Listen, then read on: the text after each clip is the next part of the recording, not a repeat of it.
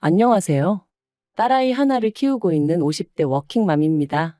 아무리 쥐어짜내려고 해도 좋은 점이라곤 하나도 생각나지 않는 별나디 별난 어머님의 며느리로 산지 16년 가까이 되었는데, 최근에 일로 더는 어머님을 감당할 수가 없어서 이야기 좀 해볼까 해요. 그리고 솔직히 어른을 상대로 이런 말 뭐하지만 도대체 어머님은 뭘 믿고 저러시는 건지도 모르겠네요. 물론 가진 거 없다고 부모가 아닌 것은 아니지만 저도 오죽하면 이런 말을 하겠어요? 남편과는 지인의 소개로 만났고 연애를 시작한 지 2년 만에 결혼 이야기가 나왔습니다. 남편이 먼저 저 좋다고 죽자사자 쫓아다녀서 시작한 연애였고 결혼 이야기도 남편 입에서 먼저 나왔죠. 당시 저는 서울에서 여대를 졸업한 뒤 바로 취업에 성공해 회사를 다니는 중이었고 남편은 작은 식당을 운영하고 있었어요.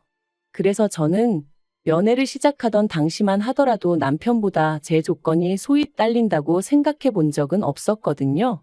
그런데 프로포즈를 하면서 남편이 말하길 어머님이 예전부터 남편이 결혼할 때 무조건 24평짜리 아파트 한 채를 해주겠다 하셨다는 거예요.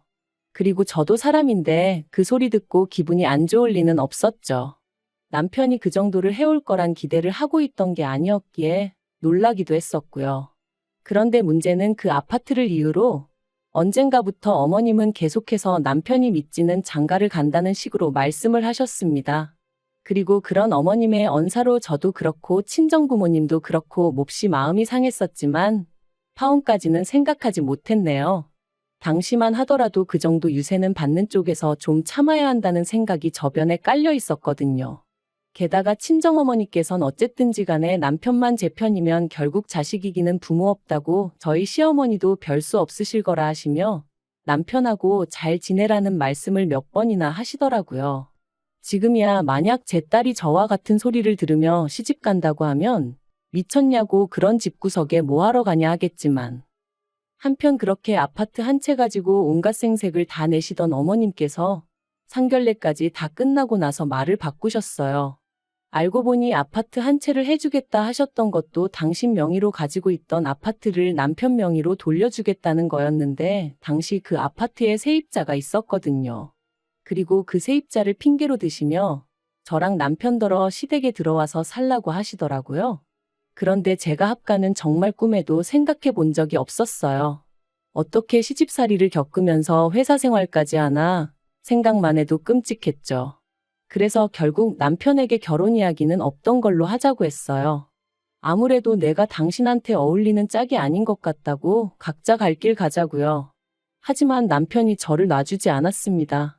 저랑 헤어지면 자기는 누구하고도 결혼하지 않을 거고 어쩌면 당장이라도 죽어버릴지도 모른다며. 그리고 그런 이야기를 계속해서 들으니 제 마음이 약해지더라고요. 그리고 남편이 저한테만 그런 것은 아니고 시부모님한테도 계속 그런 식으로 회방을 놓으시면 두 번 다시는 아들 얼굴 못 볼 줄 아시라 뭐 그렇게 난리를 쳤던 모양이에요. 그래서 결국 파혼 이야기는 없던 걸로 하고 다시 결혼 이야기가 진행이 되었어요. 단, 어머님이 아파트 명의는 당장에는 못 넘겨주고 제가 애 낳으면 그때 해주신다 하시대요. 그래서 알겠다 하고 결혼했습니다. 까놓고 말해서 아닌 게 아니라 그런 어머님의 모습이 어찌나 치졸하고 치사하게 느껴지던지. 결혼 당시 어머님이 딱 하나 마음에 든다 하셨던 게 제가 돈을 번다는 거였어요. 그런데 그것도 좋은 뜻으로 마음에 들어 하신 건 아니고 제가 당신 아들 등골은 안 빼먹겠구나 뭐 그런 식으로 말씀을 하시면서 마음에 든다 하셨죠. 사실 저희 어머님은 말 한마디를 해도 참 밉살맞게 하시는 재주가 있으신 분이셨습니다. 그러니 오죽하면 한 동네에서 30년을 넘게 사셨다는데 친하게 지내는 이웃이 한 분도 없으셨겠어요? 하지만 제가 임신 소식을 전하니 대번에 하시는 말씀이 당신한테 애 맡길 생각은 꿈도 꾸지 말랍니다. 주변 사람들이 애 봐준 공은 없다고 하더라며 고생은 있는 대로 하고 며느리 눈치 볼 일 있냐 하시면서 말이죠. 그래서 알겠다 하곤 친정어머니한테 부탁을 드리기로 했어요. 당연히 매달 얼마씩 드리기로 했었고요.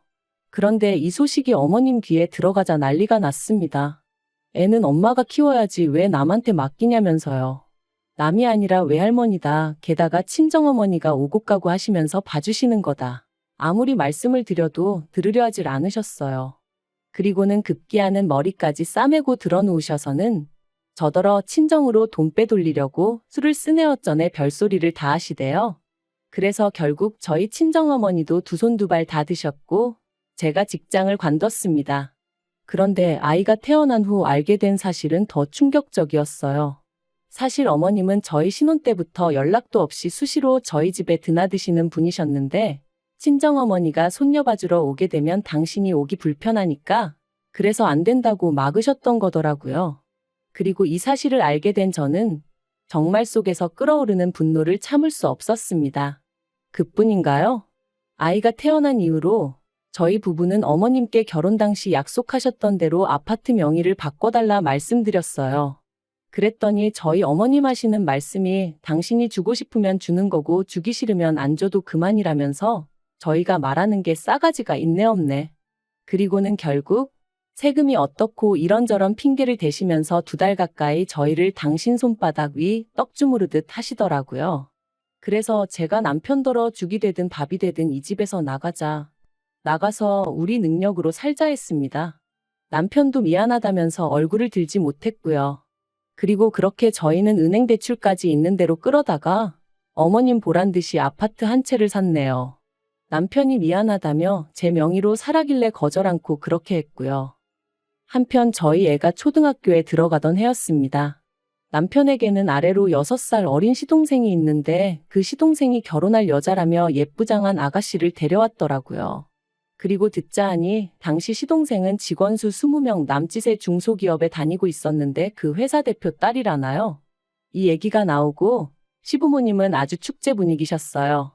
특히나 어머님은 가만히 있는 저를 들먹이시며 그 아가씨는 말하는데도 아주 야무지고 똑부러지더라. 저랑은 차원이 다른 애어쩌네 하셨는데 평소에 조금만 제 의견을 말하면 되바라졌네 당돌하네 하시며 혀를 차시던 그 어머님이 맞나 싶었죠. 하지만 그 무렵엔 저도 어느덧 시집 온 지 10년 차였고 어머님의 말 한마디로 울고 웃고 하던 시기는 어느 정도 지났을 때였거든요. 그래서 마음에 드는 며느리 보게 되셨으니 좋으시겠다 하고는 대충 넘겼습니다. 그리고 사실 그런 어머님의 말씀보다 저를 더 열받게 한 건 어머님이 이후로 보여주신 행동들이었어요. 저희한테는 그렇게 집 한 채로 시작부터 끝까지 약을 올리시더니 정작 시동생이 장가간다 하니 보란듯이 저희가 살던 그 집을 시동생에게 내주셨습니다. 그뿐인가요? 명의도 시동생 단독 명의가 아닌 동서랑 공동 명의로 한다는데 그러라 하셨다대요. 아무리 저희 친정이 돈 없고 백없다 해도 그렇지 어떻게 며느리 둘을 이렇게 달리 대하시나 싶은 게 정말 온몸이 부들부들 떨렸습니다. 게다가 지난 10여 년간 시댁 명절이며 행사며 저는 단 하루도 걸러본 적이 없었어요. 아니, 걸을 수가 없었죠. 여차하면 머리 싸매고 드러누워버리는 어머님. 저러다 정말 어떻게 되시면 그 원망이 다 저에게 향할 것 같았으니까요.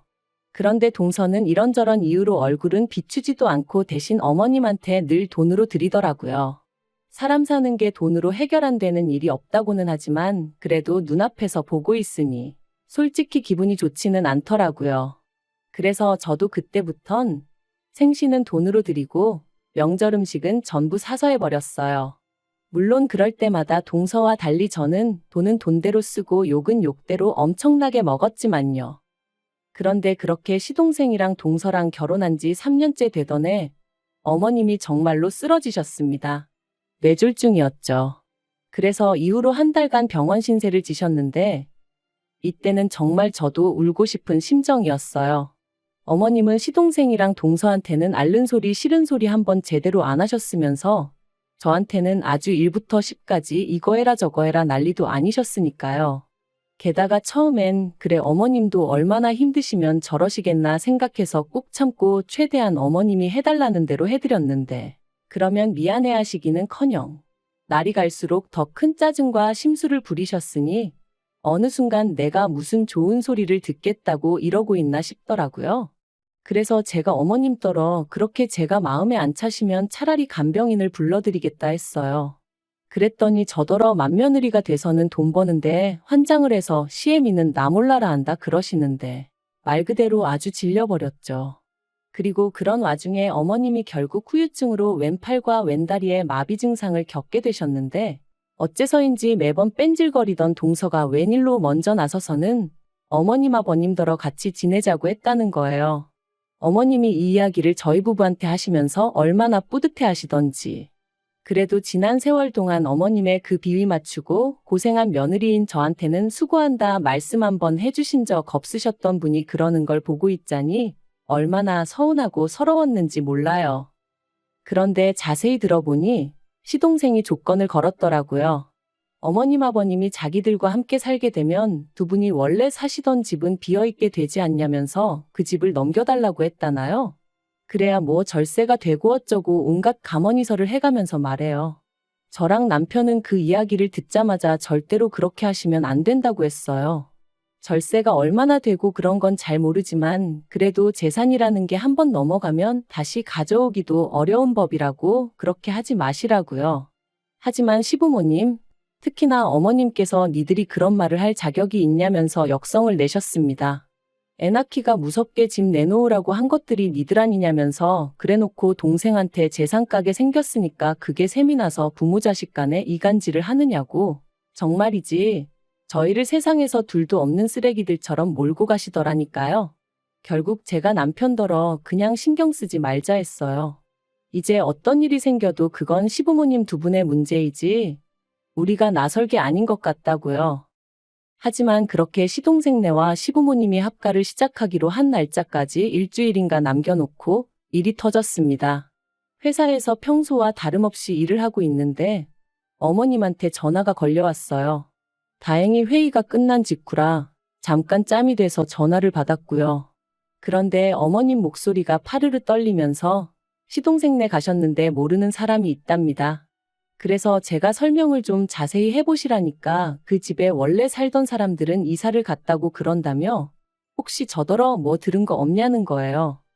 저는 금시초문이었고 그래서 일단 남편하고 통화를 해보겠다 했습니다.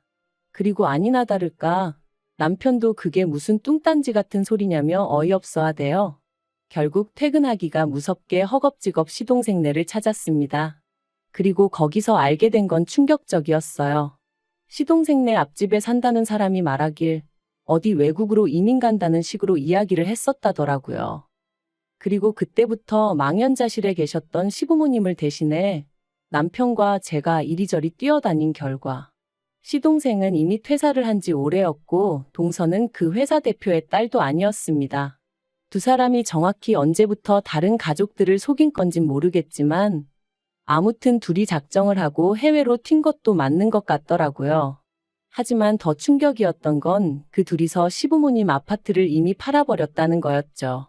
산 사람한테는 이민 핑계를 대며 돈 먼저 받고 일주일 후에 집을 비워주겠다 했다나요? 어디 뉴스에나 나올 법한 불효자식이 시동생이었다니 거기다 그동안 저희가 알고 있던 동서는 누구였는지 모든 게 받아들이기 어려운 현실이었어요. 하지만 당장 그런 것보다 더 큰 문제는 오갈 데가 없어진 시부모님을 어떻게 하냐는 거였죠. 그리고 결국 두 분을 거리로 나앉게 할 수는 없었으니 저희 집으로 오시게 했습니다. 그런데 미안해서 어쩔 줄 몰라 하시는 아버님과 달리 어머님은 시작부터 저희를 어찌나 곤란하게 하셨는지 몰라요.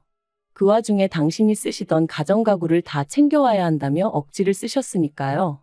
그래서 그나마 남는 방이 하나 있어 다행이지 그렇지 않으면 두 분 오시라고도 못할 판인데 그것까지 어떻게 다 가져오냐고 안 된다 했어요. 그랬더니 벌써부터 제가 당신을 구박하니 어쩌니. 게다가 그뿐만이 아니었습니다. 저희 딸애를 붙들고 걸핏하면 제 험담을 하셨던 모양이에요. 그런데 딸애하고 저는 주변에서도 부러워할 만큼 자매 같은 모녀 사이였단 말이죠. 그러니까 딸애가 어머님더러 듣기 싫다 그만하시라 했던 모양입니다. 그랬더니 이제 제가 평소에 딸애한테 할머니인 당신 욕을 얼마나 해댔으면 저러겠냐고 가정교육을 운운하시더라고요.